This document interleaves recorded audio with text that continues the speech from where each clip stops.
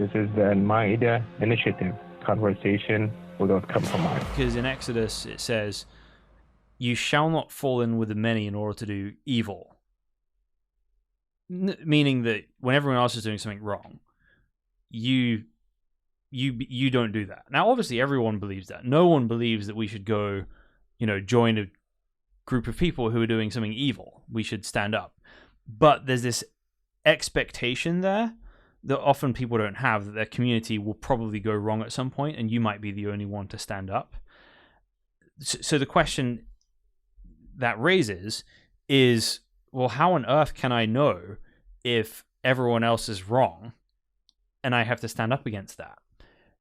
And the way that the Israelites were to know what's right or wrong in Deuteronomy 10 is that every Israelite was expected to read, to be able to write, to be able to memorize, internalize, and communicate the words of God in the Torah, which is the revealed law of God, to their children and to others around them.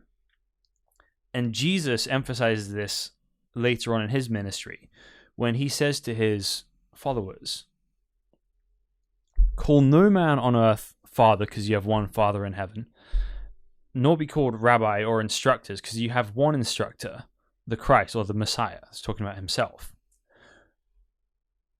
And what that expectation is that each and every person who believes should have an understanding of God's written words and what they mean. And because the context is actually contained within the Bible, that means you have a standard by which you can always test what your teachers are saying.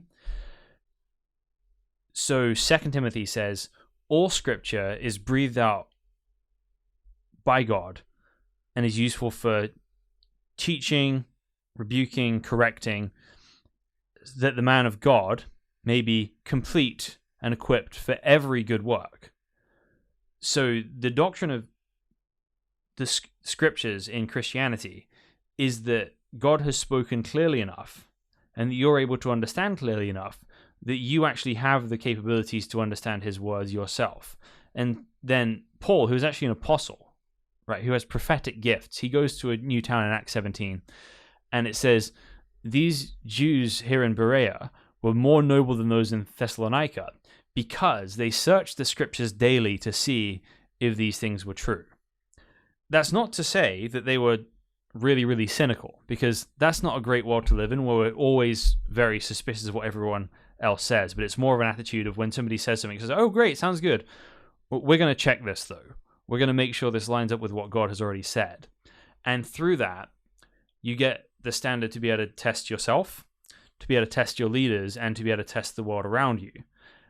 So you should always be interacting with the truth. You should always be learning from the truth, and you should always be seeking for what God says through his word, because that is sufficient for everything you need to know as a believer.